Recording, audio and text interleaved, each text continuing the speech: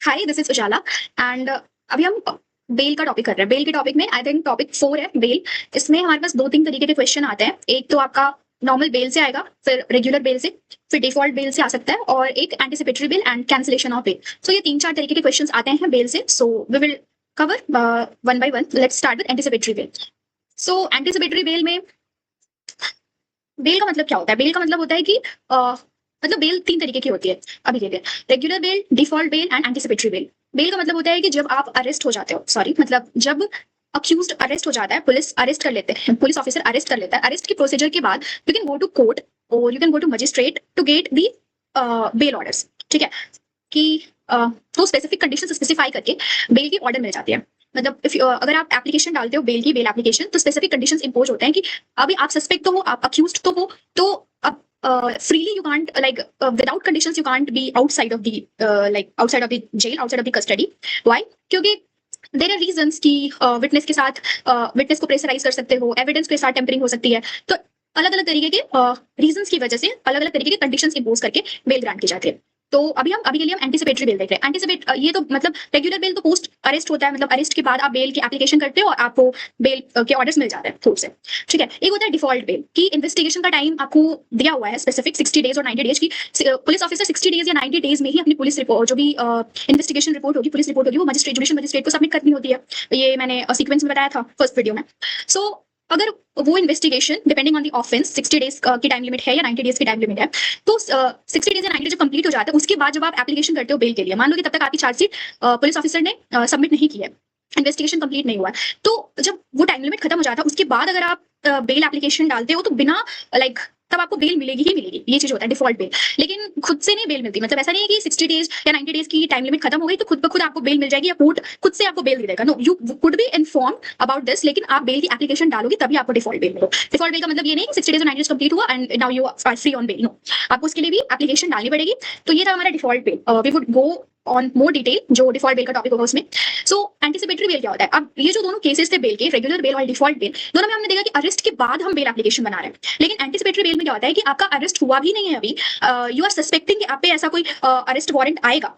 ठीक है, आप अरेस्ट होने वाले हो किसी ऑफेंस के लिए और आपको ऐसा लगता है कि किसी मे बी मेलिशियस इंटेंट के साथ या किसी फॉल्स केस में आपको फंसाया जाएगा, देयर आर चांसेस, और आपके पास ऐसा रीजंस, स्पेसिफिक रीजंस हैं बिलीव करने को कि आपका अरेस्ट किया जा सकता है। तो इवन बिफोर अरेस्ट, ठीक है, अरेस्ट हुआ भी नहीं, उसके पहले आप हाई कोर्ट में या कोर्ट ऑफ सेशन के पास जाके एंटिसिपेटरी बेल के लिए अप्लाई कर सकते हो। तो ये एंटिसिपेटरी बेल इसलिए थोड़ा सा अलग है रेगुलर बेल और डिफॉल्ट बेल से। क्यों? क्योंकि यहाँ पे इवन विदाउट अरेस्ट, ठीक है, प्री अरेस्ट, अरेस्ट के पहले ही आप अप्लाई करते हो बेल के लिए। और इसमें एक और डिफरेंस ये भी आ जाता है कि रेगुलर बेल और डिफॉल्ट बेल में कोर्ट के पास एफआईआर होता है, उसमें स्पेसिफिक इन्फॉर्मेशन भी होती है, सब कुछ होता है। बट एंटिसिपेटरी बेल में अभी जरूरी नहीं है कि अभी आप पे एफआईआर हुई है, जरूरी नहीं है कि आपका अरेस्ट होने वाला है, but still you are in the suspicion कि ऐसा कोई केस मेरे ऊपर बनेगा और मुझे अरेस्ट करेगी पुलिस, पुलिस आज मेरे को अरेस्ट करने वाली है। ठीक है, तो उसके पहले ही आप एंटिसिपेटरी बेल की एप्लीकेशन बना रहे हो। तब अब जब ये इतनी पहले की बात है, जब इन्फॉर्मेशन इसमें कम है, तो ऑब्वियसली इस चीज को यूज करना, इस पावर को यूज करना काफी कॉशन के साथ चाहिए। क्योंकि जहां पे भी हमें अनसर्टेनिटी दिखती है, जहां पे भी हमें डिस्क्रिशन दिखता है, जहां पे भी हमें थोड़ा सा स्पेस दिखता है, जहां पे चीजें इधर से उधर की जा सकती है, जिसका मिसयूज किया जा सकता है, तो वैसे केसेस में उन पावर्स को बहुत ही केयरफुलनेस के साथ यूज किया जाना चाहिए। तो वही ये हमारा प्रोविजन भी बताता है, और साथ ही साथ आगे के जो जजमेंट्स हैं उसमें भी हम देखेंगे, उसमें भी केस लॉ जो है उसके उससे भी हम ये देखेंगे कि कोर्ट ने क्या स्पेसिफाई किया कि एंटिसिपेटरी बेल कब दी जानी चाहिए, कब नहीं दी जानी चाहिए। ठीक है, तो एंटिसिपेटरी बेल के जो पीवाईक्यू मैंने देखे उसमें मुझे ये समझ आया कि या तो आपको एंटिसिपेटरी बेल पे शॉर्ट नोट लिखने को आ सकता है, या फिर जो केसेस दिए हैं, केसेस के फैक्ट्स से मतलब क्वेश्चन आ सकता है उससे मिलता जुलता, और उसको डिसाइड करने को आपको बोला जा सकता है। तो मतलब स्पेसिफिक एंटिसिपेटरी बेल से जो भी क्वेश्चन आएगा, 10 नंबर का हो या 20 नंबर का हो, इसमें मैंने स्पेसिफिक सारे जो कंटेंट है मैंने पूरा कवर किया है कि चाहे 10 नंबर का क्वेश्चन है चाहे 20 नंबर का क्वेश्चन है, इतने कंटेंट से एंटिसिपेटरी बेल का टॉपिक आपका कंप्लीट हो जाए। ठीक है, सो लेट्स स्टार्ट, मतलब let's go in detail. Anticipatory bell, सबसे पहले तो हम बीएनएसएस का प्रोविजन देखते हैं। तो बीएनएसएस का सेक्शन 482 जो है वो एंटिसिपेटरी बेल की बात करता है। सीआरपीसी में ये सेक्शन 438 था। ठीक है, बीएनएसएस के प्रोविजन सेक्शन 482 है, makes a provision enabling the courts to grant anticipatory bail. ठीक है, एंटिसिपेटरी बेल क्या है? That is a direction to release a person on bail peaceful even before the person is arrested. Arrest के पहले भी इंसान को बेल दी जा रही है। ठीक है, ये एंटिसिपेटरी बेल है। तो एंटिसिपेटरी बेल की एप्लीकेशन कहां-कहां डाल सकते हैं? कोर्ट ऑफ सेशन में और हाई कोर्ट में। ठीक है, अब जब हम सेक्शन 482 को देखते हैं बेयर एक्ट से, तो वहां पे क्या क्या एसेंशियल इंग्रेडिएंट्स दिए हैं वो सब कुछ मैंने आगे डिस्कस किया है। सेक्शन 482 क्लॉज 1 जो है वो ये बताता है कि जो अगर हम बेल एप्लीकेशन बनाएंगे तो उसमें एसेंशियल इंग्रेडिएंट्स क्या होने चाहिए, क्या मेंशन होना चाहिए। एंटीसिपेटरी बेल कब कब आपको स्पेसिफिक किन मतलब किन किन ग्राउंड्स पे नहीं, मतलब एसेंशियल इंग्रेडिएंट्स क्या होने चाहिए एप्लीकेशन के। एंटीसिपेटरी बेल की एप्लीकेशन अगर आप बना रहे हो तो उसमें एसेंशियली क्या क्या होना ही चाहिए। सबसे पहली चीज की एक रीजन टू बिलीव होना चाहिए। ऐसा नहीं कि कोई एप्रीहेंशन है आपको, कोई वेग रीजन आप दे रहे हो, मतलब ऐसे कोई जो बात आप जो रीजन दे रहे हो कि जिस बेसिस पे आप बोल रहे हो कि मुझे लग रहा है कि मेरा अरेस्ट हो सकता है, वो बिल्कुल वेग नहीं होना चाहिए, वो बिल्कुल अनसर्टेन नहीं होना चाहिए। उस चीज की सर्टेनिटी होनी चाहिए, वो रियलिटी में दिखना चाहिए कि हाँ ठीक है इस तरीके की सिचुएशंस आते दिख रहे हैं। अब अगर आप बोलो आप घर पे बैठे हो शांति से, कोई इशू नहीं हुआ है, कुछ नहीं हुआ है, जाके आप ऐसे ही एंटीसिपेटरी बेल के लिए अप्लाई कर रहे हो कि हो सकता है कि मेरा नेबर मेरे पे केस कर दे एंड मैं अरेस्ट हो जाऊं। सो इस केस में नहीं कर सकते, यहाँ पे कोई स्पेसिफिक रीजन नहीं है आपके पास। लेकिन अगर आपकी लड़ाई हुई है, ठीक है, अगर आपकी कोई रिसेंट में लड़ाई हुई है, कोई डिसएग्रीमेंट हुआ है, then you do have a reason, ठीक है, then you do have a reason. आपने मान लो थोड़ी लड़ाई हुई है, फिजिकल वायलेंस हो गया है, then you do have a reason कि आपका अरेस्ट हो सकता है, एक केस बन सकता है, तब उस केस में आप जाके एंटीसिपेटरी बेल के लिए अप्लाई कर सकते हैं। अब ऐसा नहीं है कि हर केस में आपको एंटीसिपेटरी बेल दे ही दी जाएगी, ये कोर्ट की डिस्क्रिप्शन है, कोर्ट बाकी सारे फैक्ट्स को एनालाइज करेगा, बाकी सारी चीजें देखेगा, उसके बाद एंटीसिपेटरी बेल अलाउ की जाएगी। सो रीजन टू बिलीव होना चाहिए, स्पेसिफिकली स्पेसिफिक रीजंस होने चाहिए, वेग या एप्रीहेंशन नहीं होना, मतलब रीजनेबल एप्रीहेंशन होना चाहिए, वेग या जनरल फियर नहीं होना चाहिए। ऐसे ही आपको डर लगता रहता है कि पुलिस मुझे कभी भी आके अरेस्ट ना कर ले मेरी जिंदगी में, तो मैं जाके एंटीसिपेटरी बेल की ले लेता हूं, तो ऐसा नहीं है। You do have a reasonable apprehension of list. दूसरी चीज कि एंटीसिपेटरी बेल सिर्फ नॉन बेलेबल ऑफेंस के लिए ही अप्लाई की जा सकती है। जो बेलेबल ऑफेंस होते हैं, ये लिस्ट दी हुई है बेल एक्ट में, तो जो बेलेबल ऑफेंस होते हैं उनमें तो आपको बेल मिलेगी, उसमें तो बेल का प्रोविजन होता ही है। लेकिन जो नॉन बेलेबल ऑफेंस होता है उन्हीं के लिए आप एंटीसिपेटरी बेल के लिए अप्लाई कर सकते हो, उसी के लिए एंटीसिपेटरी बेल एप्लीकेबल होगा, नॉन बेलेबल ऑफेंस के लिए, ठीक है। बेलेबल ऑफेंस के लिए एंटीसिपेटरी बेल का प्रोविजन नहीं है। तीसरी चीज कि जुडिशियल डिस्क्रिशन है, इसमें ये वर्ड लिखे हुए हैं, if it thinks fit to court. Court को अगर लगता है कि ये रीजन सही है, ठीक है, ये सिचुएशन सही है, ये ग्राउंड सही है, तभी आपको वहां पे बेल मिलेगा। It's complete description of the court, which court, court of session and high court, ठीक है। अब कोर्ट देखेगा कि इंडिविजुअल की लिबर्टी, अगर आपको अरेस्ट मतलब इंडिविजुअल की लिबर्टी, अगर आपको एंटीसिपेटरी बेल नहीं मिलेगी तो आपको जेल होगी, और जेल होगी तो आपकी लिबर्टी कर्टेल होगी। तो इंडिविजुअल की लिबर्टी और स्टेट का इंटरेस्ट, ठीक है, किसी भी इन्वेस्टिगेशन में। अब बेल का मतलब ये होता है कि there should be a balance between individuals liberty और अगेंस्ट द स्टेट्स इंटरेस्ट। मतलब स्टेट बोल रहा है कि आपने कुछ गलत किया है और आप बोल रहे हो कि मेरी पर्सनल लिबर्टी भी है, तो दोनों कंडीशंस को बैलेंस करते हुए बेल ग्रांट किया जाता है। तो वही चीज यहाँ पे भी देखेगा कोर्ट, एंड उसके हिसाब से आपको ये देगा। तो 482 क्लॉज 1 में तीन चीजें थी, एसेंशियल इंग्रेडिएंट्स ऑफ एप्लीकेशन, एक स्ट्रॉन्ग रीजन टू बिलीव होना चाहिए, नॉन बेलेबल ऑफेंस होना चाहिए, और जुडिशियल डिस्क्रिप्शन है कि कोर्ट को लगता है तभी एंटीसिपेटरी बेल ग्रांट होगी, ठीक है। आगे सेक्शन 482 क्लॉज 2 क्या कहता है? सेक्शन 482 क्लॉज 2 में कहता है कि जब भी कोर्ट एंटीसिपेटरी बेल ग्रांट करेगी तो ये कंडीशंस इंपोज कर सकती है, ठीक है। रेगुलर बेल, डिफॉल्ट बेल, हर तरीके के बेल में जब भी कोर्ट बेल ग्रांट करती है तो स्पेसिफिक कंडीशंस इंपोज करती है। विदाउट कंडीशंस, विद और विदाउट कंडीशंस बेल ग्रांट किया जाता है। तो विद कंडीशंस क्या, इसमें कंडीशंस, इन कंडीशंस लगा सकती है, मैंडेटरी या सजेस्टिव, कोर्ट की डिस्क्रिप्शन है कि कौन सी कंडीशन लगाएगी और कौन सी कंडीशन नहीं लगेगी किस केस। पहली कंडीशन लगा सकती है कि जब भी आपको इन्वेस्टिगेशन होगा, ठीक है, जब भी इन्वेस्टिगेशन होगा तो आपको असिस्ट करना पड़ेगा। मतलब जब भी पुलिस बोलेगी कि इंटेरोगेशन, इन्वेस्टिगेशन में आपकी इंटेरोगेशन करनी है तो आपको आना पड़ेगा, इन्वेस्टिगेशन में आपको कोऑपरेट करना पड़ेगा। दूसरी चीज कि आप किसी मतलब फैक्ट से, केस से जुड़े किसी भी इंसान को, एनीवन अक्वेंटेड को आप इंड्यूस नहीं करोगे, थ्रेटन नहीं करोगे, या फिर कुछ ऐसा प्रॉमिस नहीं करोगे। मतलब आप जो भी विटनेस है, जो भी एविडेंस है, उनके साथ आप टेम्परिंग नहीं करोगे। तीसरी चीज कि इंडिया छोड़ के आप, कोर्ट की परमिशन के बिना इंडिया छोड़ के आप बाहर नहीं जाओगे, ठीक है। ये कंडीशंस इंपोज कर सकती है कोर्ट।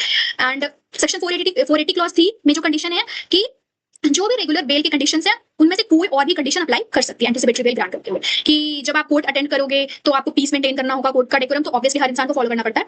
सो ये मतलब रेगुलर बेल के भी ये तीन अलग से कंडीशंस हैं। इनके अलावा रेगुलर बेल की और भी जितनी भी कंडीशंस उनमें से कोई भी कंडीशन एंटीसिपेटरी बेल ग्रांट करते हुए कोर्ट इंपोज कर सकती है, ठीक है। अब सेक्शन 482 क्लॉज 3 क्या कहता है? 482 क्लॉज 1 में देखा कि एसेंशियल इंग्रेडिएंट्स ऑफ एप्लीकेशन, तीन चीज होनी चाहिए, reasons to believe and court का डिस्क्रिप्शन और नॉन बेलेबल ऑफेंस। 482 क्लॉज 2 में देखा कि कौन कौन से कंडीशंस लगा सकती है इंटरोगेशन के लिए, कि आपको इन्वेस्टिगेशन में असिस्ट करना पड़ेगा, आप विटनेस और एविडेंस के साथ टेम्परिंग नहीं करोगे, ट्रैवल के रेस्ट्रिक्शंस से इंडिया छोड़ के आप बाहर नहीं जा सकते, और चौथी चीज रेगुलर बेल के जो भी कंडीशंस हैं उनमें से कोई भी कंडीशन एंटीसिपेटरी बेल ग्रांट करते हुए अप्लाई कर सकती है कोर्ट, ठीक है। ये दो सेक्शन हुए, सब सेक्शन हुए। अब 482 क्लॉज 3 क्या कहता है? 482 क्लॉज 3 कहता है कि अब ये एंटीसिपेटरी बेल की जब ऑर्डर मिल जाती है इसका एग्जीक्यूशन कैसे होगा, ठीक है। तो अगर पुलिस का अरेस्ट हो चुका है, मतलब एंटीसिपेटरी बेल के लिए आपने अप्लाई किया और तब तक आपको बेल ग्रांट नहीं हुई और आपका अरेस्ट हो गया बीच में, ठीक है। तो अगर ऐसा होता है इस केस में, if the police arrest the person they must release him on bail immediately if he is prepared to give it, ठीक है। अगर पुलिस अरेस्ट होता है और उस टाइम अगर वो एंटीसिपेटरी बेल है उसके पास, उस इंसान के पास, ठीक है, आपने क्या किया कि आपने एंटीसिपेटरी बेल के लिए पहले अप्लाई किया, आपको एंटीसिपेटरी बेल ग्रांट हो, ठीक है। अब अगर पुलिस आती है आपको अरेस्ट करने, तो आप अपना एंटीसिपेटरी बेल दिखा सकते हो और वहां पे फिर पुलिस को रिलीज करना पड़ेगा ऑन दैट बेल, ठीक है। अगली चीज की magisterial process, if a magistrate takes cognizance and decides to issue a warrant they must issue a bailable warrant. ठीक है, अगर फिर भी मान लो कि आपने एंटिसिपेटरी बेल अप्लाई किया, आपके पास एंटिसिपेटरी बेल आ गई, लेकिन मजिस्ट्रेट को ऐसा लगता है, मजिस्ट्रेट ने खुद कॉग्निजेंस लिया है उस ऑफेंस का और उसने उसको लगता है कि अभी वारंट इशू करना पड़ेगा, ठीक है, तो मजिस्ट्रेट वहां पे एक बेलेबल वारंट ही इशू कर सकता है आपके against, non bailable warrant issue नहीं करेगा। मतलब क्योंकि आपके पास एंटिसिपेटरी बेल है ऑलरेडी, तो मजिस्ट्रेट बेलेबल वारंट ही इशू करेगा। क्यों? क्योंकि आपके पास आपका एंटिसिपेटरी बेल क्या कहता है कि आपको बेल ऑलरेडी मिल चुकी है, आपको बेल ऑलरेडी मिल चुकी है। अगर magistrate non bailable warrant issue करेगा तो इसका मतलब क्या होता है कि आपको बेल नहीं मिलेगी। तो दोनों कॉन्ट्राडिक्टरी नहीं हो सकते, मजिस्ट्रेट को एक बेलेबल वारंट ही इशू कर सकता है वहां पे। ठीक है, ये 482 क्लॉज 3 था। अब 482 क्लॉज 4 है, वो क्या कहता है कि किन किन केसेस में एंटिसिपेटरी बेल नहीं इशू किया जा सकता है। अगर सेक्शन 65 बीएनएस का कोई ऑफेंस है, अगर रेप के ऑफेंस में या गैंगरेप के ऑफेंस में सेक्शन 70 क्लॉज 2, इन केसेस में एंटिसिपेटरी बेल आप नहीं ले सकते। मतलब इन ग्राउंड्स पे अगर इन ऑफेंसेज के लिए आप एंटिसिपेटरी बेल के लिए अप्लाई करते हो तो आपको एंटिसिपेटरी बेल नहीं दी जाएगी। ठीक है, बाकी सारे ऑफेंसेज में आप बेल नॉन बेलेबल ऑफेंस में, ये भी नॉन बेलेबल ऑफेंस ही है ऑब्वियसली। सो बाकी सारे नॉन बेलेबल ऑफेंस के लिए एंटिसिपेटरी बेल लिया जा सकता है, लेकिन सेक्शन 65 और सेक्शन 70 क्लॉज 2 के लिए आप एंटिसिपेटरी बेल नहीं ले सकते। ठीक है, ये हमारे सेक्शन थे, सेक्शन 482। अब यहाँ पे 3 केस लॉज है, ये एक टेबल में 2 लाइन में मैंने प्रिंसिपल्स लिख दिए हैं, आगे केस डिटेल में दिया है। जैसे पहला केस हम स्टार्ट करते हैं, ये केस मैट का केस है, Shri Gurbaksh Singh Sibia versus state of Punjab, ये साइटेशन दी हुई है। इसके फैक्ट्स क्या थे? इसके फैक्ट्स थे कि एक गुरबख्श सिंह सिबिया होते हैं जो पंजाब गवर्नमेंट के मिनिस्टर होते हैं, ठीक है, इन पे पॉलिटिकल करप्शन के चार्जेस होते हैं, तो पॉलिटिकल एलिगेशंस लगाए जाते हैं, तो इनको लगता है कि अभी इन पे एफआईआर होगी और इनका अरेस्ट होगा, मतलब दे हैड द एप्रीहेंशन। ये पंजाब और हरियाणा हाईकोर्ट में जाते हैं, अभी एफआईआर हुई नहीं, अभी अरेस्ट हुआ नहीं है, ये एंटिसिपेटरी बेल के लिए अप्लाई करते हैं पंजाब और हरियाणा हाईकोर्ट में। तो जो पंजाब हरियाणा हाईकोर्ट है वहां के फुल बेंच ने इनकी एंटिसिपेटरी बेल की एप्लीकेशन को डिसमिस कर दिया, पर 8 पॉइंट गाइडलाइंस दी है, ठीक है, कि एंटिसिपेटरी बेल एक एक्स्ट्रा ऑर्डिनरी पावर है जो एक्सेप्शनल केस में ही यूज किया जाना चाहिए, पर इन तरीके के जो सीरियस चार्जेस है जैसे कि करप्शन है या फिर ऐसे जो सीरियस ऑफेंसेज है जहां पे पनिशमेंट डेथ या लाइफ इंप्रिजनमेंट है, इन केसेस में एंटिसिपेटरी बेल नहीं दिया जाना चाहिए। तो अब गुरबख्श सिंह सिबिया जो है ये सुप्रीम कोर्ट में अपील करते हैं कि कोर्ट क्या कोर्ट ऐसे 8 पॉइंट इन्होंने दे दिए, क्या मुझे नहीं मिलना चाहिए एंटिसिपेटरी बेल, मतलब कि करेक्ट स्कोप बताना है, इस चीज पे डिस्कशन होती है। ठीक है, तो इसमें हम ये डिस्कस करेंगे कि कोर्ट का क्या स्कोप है, किन किन सिचुएशंस में एंटिसिपेटरी बेल दिया जा सकता है, कोर्ट दे सकती है, और किन किन सिचुएशंस में नहीं दे सकते। क्योंकि इसमें कोर्ट ने बोला ना कि एक्स्ट्रा ऑर्डिनरी सिचुएशंस में ही देंगे, एक्सेप्शनल केसेस में ही दिया जा सकता है, सीरियस ऑफेंसेज में नहीं दिया जा सकता। तो हमारा प्रोविजन क्या कहता है, सेक्शन 482 क्या कहता है कि हर नॉन बेलेबल ऑफेंस पे एंटिसिपेटरी बेल दिया जाना चाहिए, ये 3 एसेंशियल्स मस्ट होने चाहिए, और कोर्ट की डिस्क्रिप्शन है। और क्या कि लेकिन हर नॉन बेलेबल ऑफेंस में एंटिसिपेटरी बेल दी जा सकती है, लेकिन सेक्शन 65 और सेक्शन 70 क्लॉज 2 के ऑफेंस में एंटिसिपेटरी बेल नहीं दी जाएगी। तो प्रोविजन तो हमारा यही कहता है। अब कोर्ट की जब डिस्क्रिप्शन है तो कोर्ट अपने हिसाब से यूज कर सकता है, तब यहाँ पे ये प्रॉब्लम आती है, इनको बेल क्योंकि करप्शन का चार्ज था तो इनको बेल नहीं दी जा रही थी, तो ये अब दिक्कत आती है, तो ये अपील में जाते हैं सुप्रीम कोर्ट में, हाई कोर्ट ने डिनाई कर दिया एंटिसिपेटरी बेल देने से। तो यहाँ पे डिस्कशन क्या होता है, डिस्कशन ये होता है कि सुप्रीम कोर्ट कहती है कि जब प्रोविजन में लिखा है इफ इट थिंक्स फिट, मतलब यहाँ कोर्ट की डिस्क्रिप्शन है, सिचुएशन हर सिचुएशन के हिसाब से कोर्ट डिसाइड करेगा, कोई स्ट्रेट जैकेट फॉर्मूला नहीं है। कोई अगर ऐसे लिस्ट ऑफ ऑफेंसेज होती और ऐसा कुछ तो ये प्रोविजन में ऑब्वियसली स्पेसिफाई किया होता, लेकिन स्पेसिफाइड नहीं है, तो ये केस टू केस बेसिस पे देखा जाएगा। कोर्ट की डिस्क्रिप्शन है, केस टू केस बेसिस पे कोर्ट देखेगा, एनालाइज करेगा कि किस केस में मिलना चाहिए एंटिसिपेटरी बेल और किस चीज में नहीं मिलना चाहिए। कोई स्ट्रेट जैकेट फॉर्मूला नहीं है, कोई स्ट्रेट। और हाईकोर्ट ने क्या किया, हाईकोर्ट ने 8 गाइडलाइंस दिए, तो इस पे ही सुप्रीम कोर्ट ने बोला कि ऐसे रिजिड रूल्स नहीं बना सकती हाईकोर्ट इस चीज पे, और कोई स्ट्रेट जैकेट फॉर्मूला नहीं हो सकता इस चीज पे कि किस कंडीशन में एंटिसिपेटरी बेल मिलनी चाहिए और किस कंडीशन में नहीं मिलनी चाहिए, इसका कोई स्ट्रेट जैकेट फॉर्मूला नहीं है। ठीक है, दूसरी चीज कि आर्टिकल बेल का मतलब ही यही होता है कि आप किसी की पर्सनल लिबर्टी को प्रोटेक्ट कर रहे हो। ठीक है, आर्टिकल 21 का जो पर्सनल लिबर्टी है उसको प्रोटेक्ट करने के लिए ही बेल दिया जा रहा है, और बेल का प्रोविजन भी ऐसा ही होता है, अलग अलग केसेस में भी बोला गया है कि बेल इज द रूल। ठीक है, बेल मिलनी ही चाहिए, जेल एक्सेप्शन है, मतलब कोशिश करना चाहिए कि जहां पे बेल दी जानी, मतलब मोस्ट ऑफ द केसेस में बेल दे दी जानी चाहिए, क्योंकि वहां पे आर्टिकल 21 है। कोई भी इंसान जब अरेस्ट हुआ है वो प्रूव नहीं हुआ है कि वो गिल्टी है, कि उसने ऑफेंस कमिट किया ही है, अभी ट्रायल ही चल रहा है, अभी प्रोसीजर ही चल रहा है, अभी डिस्कशन ही चल रहा है, तो वहां पे हम उसकी लिबर्टी को कर्टेल नहीं कर सकते। ठीक है, तो तभी यहाँ पे हमारे पास बेल का प्रोविजन है। तो वही चीज यहाँ पे भी बोला गया कि since an accused is presumed innocent until proven guilty, तो हम the court must lean toward liberty unless there are strong reasons. जब तक बहुत ज्यादा स्ट्रांग रीजन नहीं है बेल डिनाई करने के, तब तक बेल डिनाई नहीं किया जा सकता। ठीक है, और एक और चीज क्या थी कि सेक्शन 437 जब पोस्ट अरेस्ट बेल मिलती है, रेगुलर बेल मिलती है, वहां पे एफआईआर होता है, एफआईआर में डिसाइड करने को होता है बहुत कुछ, कोर्ट के पास बहुत सारा इंफॉर्मेशन होता है, लेकिन एंटिसिपेटरी बेल के केस में इतना ज्यादा इंफॉर्मेशन तो होता नहीं है। इसीलिए यहाँ पे अगर हम इतने स्ट्रिक्ट कंडीशंस लगा देंगे तो एंटिसिपेटरी बेल का जो प्रोविजन है वो उतना इफेक्टिवली वर्क नहीं कर पाएगा। इसीलिए हम इतने स्ट्रेट जैकेट फॉर्मूला नहीं अप्लाई कर सकते, इतना रिजिड रूल्स नहीं दे सकते, इतनी सारी स्ट्रिक्ट कंडीशंस नहीं लगा सकते एंटिसिपेटरी बेल के केस। ठीक है, और एक और चीज यहाँ पे कोर्ट ने बोली कि जब एंटिसिपेटरी बेल मिलता है it is not a sealed against investigation. कोई भी बेल जो होता है वो सील्ड अगेंस्ट इन्वेस्टिगेशन नहीं होता, बल्कि ये होता है कि आप इन्वेस्टिगेशन में कोऑपरेट करोगे, जब भी पुलिस को आपको इंटरोगेट करना होगा आप कोऑपरेट करोगे। ठीक है, तो कोर्ट का डिसीजन क्या आया, कोर्ट का डिसीजन यही आया कि जो भी हाई कोर्ट ने गाइडलाइंस दिए थे उसको ओवरटर्न कर दिया गया, पर बोला गया कि पावर एक्स्ट्रा ऑर्डिनरी है, ऑब्वियसली है, लेकिन इसका मतलब ये नहीं है कि सिर्फ रेयर केसेस में ही यूज किया जाना चाहिए। ठीक है, हाई कोर्ट के जजमेंट को सेट असाइड कर दिया और बोला कि हर केस बेसिस पे डिसाइड किया जाएगा। आप ऐसे नहीं बोल सकते कि हर करप्शन के केस में एंटीसिपेटरी बेल डिनाई कर दी जाएगी। नो, आप करप्शन का केस है तो वहां पे आप केस टू केस बेसिस पे डिसाइड करोगे, फैक्ट्स को देखते हुए डिसाइड करोगे कि इस केस में एंटीसिपेटरी बेल दी जानी चाहिए और इस केस में एंटीसिपेटरी बेल नहीं दी जानी चाहिए। ठीक है, सो अगर करप्शन, ऐसा नहीं हम कह सकते कोई भी करप्शन का केस आएगा तो एंटीसिपेटरी बेल नहीं दी जाएगी। ठीक है, ऐसा हम सिर्फ सेक्शन 65 और सेक्शन 70 क्लॉज 2 के ऑफेंसेस के लिए ये इसका रेशियो था।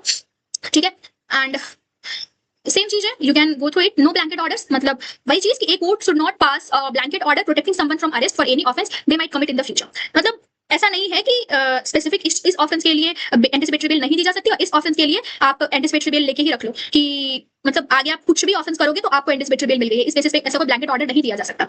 ठीक है, कि किसी को आप बचा रहे हो कि कोई ऑफेंस फ्यूचर में कोई करेगा, नहीं। जो एंटीसिपेटरी बेल की ऑर्डर है वो स्पेसिफिक अक्यूजेशंस या ऑफेंस से ही रिलेटेड होना चाहिए। अब हमारे पास दूसरा केस है Sushila Agarwal and others versus state entity of Delhi. ये भी केस मेट का ही केस है। इसमें क्या रहता है कि सुप्रीम कोर्ट के अलग अलग बेंचेस का अलग अलग व्यू रहता है एंटीसिपेटरी बेल को लेके किस मैटर पे कि टाइम लिमिट क्या होनी चाहिए। मतलब अगर आपने एंटीसिपेटरी बेल ले लिया है अरेस्ट के पहले ही और मतलब अरेस्ट के पहले आपने एंटीसिपेटरी बेल ले लिया तो वो एंटीसिपेटरी बेल कब तक वैलिड होगा, जब तक पूरा ट्रायल खत्म हुआ तब तक, या फिर कोई स्पेसिफिक टाइम पीरियड के बाद आपको फिर जाके सरेंडर करके रेगुलर बेल लेनी होगी। ठीक है, तो इस पे अलग अलग व्यूज थे। एक व्यूज था जो ऐसे केसेस थे सलाउद्दीन शेख, इन सारे केसेस में ऐसा व्यू बोला गया था कि एक फिक्स पीरियड के लिए एंटीसिपेटरी बेल होनी चाहिए, उसके बाद अक्यूज्ड सरेंडर करेगा और रेगुलर बेल के लिए अप्लाई करेगा। ठीक है, एक फिक्स पीरियड होना चाहिए, उसके बाद आप रेगुलर बेल लो। दूसरा व्यू कहता था जैसे कि सिबिया एंड मेत्रे वाले में, मेत्रे का केस नीचे डिस्कस्ड है, तीसरा केस कि एंटीसिपेटरी बेल ट्रायल जब तक खत्म ना हो तब तक कंटिन्यू करना चाहिए। ठीक है, ये दो केस थे। मतलब एंटीसिपेटरी बेल अगर आपने ले लिया तो उसको आप कुछ टाइम बाद कैंसिल करा के रेगुलर बेल लोगे, ये पहला व्यू था। और दूसरा था कि नहीं, आपने एंटीसिपेटरी बेल ले ली तो वो ट्रायल खत्म होने तक आपके पास वैलिड रहेगा, ये दूसरा व्यू था। तो सुप्रीम कोर्ट को डिसाइड करना था कि कौन सा व्यू एप्लीकेबल होगा। मतलब एंटीसिपेटरी बेल आपने ली तो वो कब तक वैलिड रहे, बाद में आपको रेगुलर बेल लेने की जरूरत है या फिर वो ट्रायल के खत्म होने तक वो वैलिड रहेगा। ठीक है, तो इसमें वही चीज थी कि वही दो इश्यूज है। इसमें जब एनालिसिस की बात है तो एनालिसिस में आया कि कोर्ट ने 41st लॉ कमीशन रिपोर्ट देखा। मतलब एक होता है इंटरप्रिटेशन ऑफ स्टैट्यूट्स, ये 4th सेमेस्टर में पढ़ना है हमें। तो इसमें कोई भी अगर स्टैट्यूट है उसको समझने के लिए कि लॉ क्या कहता है, उसको अच्छे से इंटरप्रेट करने के लिए कोर्ट्स अलग अलग प्रिंसिपल्स यूज करती है, अलग अलग सोर्सेज यूज करती है। उसमें आपको ये समझना होता है कि जो लॉ जब बनाया गया था उस वक्त लॉ मेकर्स की इंटेंशन क्या थी। ये सब समझने के लिए आप जब लॉ बनाया गया उस टाइम की डिबेट्स देख सकते हो, पार्लियामेंट्री डिबेट्स देख सकते हो, अलग अलग डॉक्यूमेंट्स देख सकते हो। तो उसी तरीके से यहाँ पे 41st लॉ कमीशन रिपोर्ट को रेफर किया कोर्ट ने, जिसमें 41st लॉ कमीशन की रिपोर्ट में ये कहा गया था सेक्शन 438 क्यों लाया गया। ठीक है, सीआरपीसी का सेक्शन 438 क्यों लाया गया, क्योंकि इन्फ्लुएंशियल लोग जो होते हैं वो फॉल्स अरेस्ट करा लेते हैं कुछ लोगों का। ठीक है, तो ऐसे लोगों को रोकने के लिए, मतलब कुछ इन्फ्लुएंशियल लोग होते हैं, मान लो कि पॉलिटिकल कोई लीडर है और ऑपोजिशन के किसी लीडर को, ऑपोजिशन नहीं मतलब कोई भी उसका जो अपोजिंग लीडर है उसको ह्यूमिलिएट करने के लिए फॉल्स अरेस्ट के केसेस बना सकता है। तो ऐसे केसेस से बचाने के लिए एंटीसिपेटरी बेल का प्रोविजन लाया गया था। ठीक है, ऐसा 41st लॉ कमीशन रिपोर्ट में कहा था। ठीक है, इसमें हाई कोर्ट और सेशन कोर्ट को वाइड डिस्क्रिप्शन दिया हुआ है और विदाउट टाइम लिमिट, कोई टाइम लिमिट इंपोज किया नहीं। मतलब स्टैट्यूट के इंटरप्रिटेशन से क्या क्लियर हो के आ रहा है कि कोई टाइम लिमिट स्पेसिफाई नहीं की गई है, तो टाइम लिमिट स्पेसिफाई नहीं होना चाहिए। ये हिस्टोरिकल और लेजिस्लेटिव इंटेंट से पता चलता है। दूसरी चीज कोर्ट ने बोला कि जब भी किसी को एंटीसिपेटरी बेल दी जाती है तो वहां पे डीम्ड कस्टडी होती है। ठीक है, मतलब अगर कोई सेक्शन 27 एविडेंस एक्ट ये कहता है, मतलब अब तो बीएसए हो गया, तो उसमें ऐसा कहा जाता है कि मान लो कि ऐसा इन्वेस्टिगेशन में पता चलता है कि उस इंसान के पास कुछ है। ठीक है, तो उससे अगर कोई ऑब्जेक्ट रिकवर करना है उस केस में उस इंसान को डीम्ड कस्टडी में माना जाता है उस लिमिटेड पर्पज के लिए। तो ये चीज एंटीसिपेटरी बेल के केस में भी एप्लीकेबल है। साथ ही साथ एंटीसिपेटरी बेल के कंडीशंस में भी कोर्ट ऐसे कंडीशंस इंपोज कर सकती है जो रेगुलर बेल में कर सकते हैं ऑब्वियसली। सो ये चीज एंड अगली चीज ये बताइए कि 1980 का जो सीबीआई जजमेंट जो भी हमने ऊपर पढ़ा उसका नॉर्मल रूल क्या है। नॉर्मल रूल यही है कि कोई स्पेसिफिक टाइम लिमिट नहीं है। ठीक है, स्पेसिफिक टाइम लिमिट नहीं है, लेकिन अगर कोई स्पेशल कंडीशन है जैसे कि कोई बहुत ही सेंसिटिव केस है और एफआईआर स्टेज के पहले का ही है, तो इस केस में मतलब बात यहाँ पे निकल के क्या आती है कि नॉर्मली एंटीसिपेटरी बेल की कोई टाइम लिमिट नहीं होगी, लेकिन अगर कोई स्पेसिफिक केस है वहां पे कोर्ट का डिस्क्रिप्शन है कि वहां पे वो टाइम लिमिट भी लगा के दे सकता है। मतलब जैसे एंटीसिपेटरी बेल में अलग अलग कंडीशंस कोर्ट इंपोज कर सकती है, उसी तरीके से एंटीसिपेटरी बेल के टाइम लिमिट का भी कंडीशन इंपोज कर सकती है कोर्ट किसी स्पेसिफिक केस में, बट जनरली एंटीसिपेटरी बेल की कोई ऐसा टाइम लिमिट नहीं होती है। ठीक है, इसमें डिसीजन यही आया कि कोई फिक्स्ड पीरियड नहीं है। ठीक है, और it should generally continue in favour of the accused without a time restriction. Trial के एंड तक ये एंटीसिपेटरी बेल की वैलिडिटी रहेगी। ठीक है, ऐसा नहीं है कि जब चार्जशीट फाइल हो गई या अक्यूज को समन कर लिया गया तब खत्म हो गई एंटीसिपेटरी बेल, नहीं, ये जनरली ट्रायल खत्म होने तक रहेगी। ये जुडिशियल डिस्क्रिप्शन है, लेकिन अगर कोर्ट को लगता है कि किसी स्पेसिफिक केस में एंटीसिपेटरी बेल को लिमिट करना चाहिए तो वो लिमिट भी कर सकती है। और इन केसेस में क्योंकि दो सब्जेक्टिव व्यूज, दो अलग अलग व्यूज थे, डिफरेंट व्यूज थे, तो कुछ केसेस अगर हम दूसरा व्यू को मान रहे हैं तो पहले व्यू में जो बोला गया था जहां पे ये बात की गई थी कि एंटीसिपेटरी बेल की टाइम लिमिट होनी चाहिए, उन सारे जजमेंट्स को ओवररूल करना पड़ा। ठीक है, सो वही चीज यहाँ पे लिखी है। अब इस केस का रेशियो क्या था वो यहाँ पे समझाया हुआ है आपको। वही चीज है कि एंटिसिपेटरी बेल जो है वो आर्टिकल 21 में जो हमारा fundamental right to liberty, right to life and personal liberty, उसको प्रोटेक्ट करने के लिए बनाया गया है। और जनरली एंटिसिपेटरी बेल की कोई टाइम लिमिट नहीं होगी, लेकिन स्पेसिफिक कंडीशंस के हिसाब से केस टू केस बेसिस पे कोर्ट एंटिसिपेटरी बेल की टाइम लिमिट भी लगा सकती है, अगर कोई ऐसा सेंसिटिव केस है या फिर कोर्ट को लगता है तो कोर्ट की डिस्क्रिप्शन। ठीक है, ये तीसरा केस केस मैट में नहीं दिया है, बट ये एंटिसिपेटरी बेल के लिए आप लिख सकते हैं। जैसे कि मैंने बताया कि किसी भी टॉपिक में एटलीस्ट आपके पास 3 केसेज होने चाहिए, तो उस हिसाब से क्योंकि 2 केस मैट मुझे मिले और तीसरा मैंने एसएससी से निकाला है, so this is for you. इस केस के फैक्ट्स ऐसे होते हैं कि यहाँ पे 2 पॉलिटिकल लीडर्स होते हैं, एक पार्टी के दूसरे पार्टी के, उन पे ऐसा एलिगेशन होता है कि दूसरे पार्टी के लीडर को दे आर उन्होंने इंस्टिगेट किया है, मतलब बेसिकली ये वायलेंस का केस रहता है, उन पे एफआईआर होती है मर्डर के लिए और दूसरे नॉन बेलेबल ऑफेंस के लिए। तो लोअर कोर्ट क्या कहती है यहाँ पे, हाई कोर्ट ऑफ महाराष्ट्र उनकी एंटिसिपेटरी बेल की के एप्लीकेशन को रिजेक्ट कर देती है क्योंकि मर्डर के चार्जेस थे। ठीक है, तो अभी ये अपील में जाता है। जैसे कि हमने ऊपर करप्शन वाला केस देखा था, तो उस केस में तो कोर्ट हाई कोर्ट ने रिजेक्ट कर दिया था। यहाँ पे मर्डर का चार्ज है, नॉन बेलेबल ऑफेंस, मर्डर और दूसरे नॉन बेलेबल ऑफेंस, तो हाई कोर्ट जो है हाई कोर्ट ऑफ महाराष्ट्र इनकी एंटिसिपेटरी बेल को रिजेक्ट कर देती है। ठीक है, तो अब ये सुप्रीम कोर्ट में जाता है। अब इस केस में क्या बोला है, करप्शन के केस में तो हमने देखा कि क्या बोला सुप्रीम कोर्ट ने, अब इस केस में क्या बोलता है, सेम वही चीज कि क्या एक्स्ट्राऑर्डिनरी सर्कमस्टांसेस में ही दिया जाना चाहिए, इस चीज पे अपील भी जाता है। ठीक है, अब इसकी डिस्कशन देखते हैं।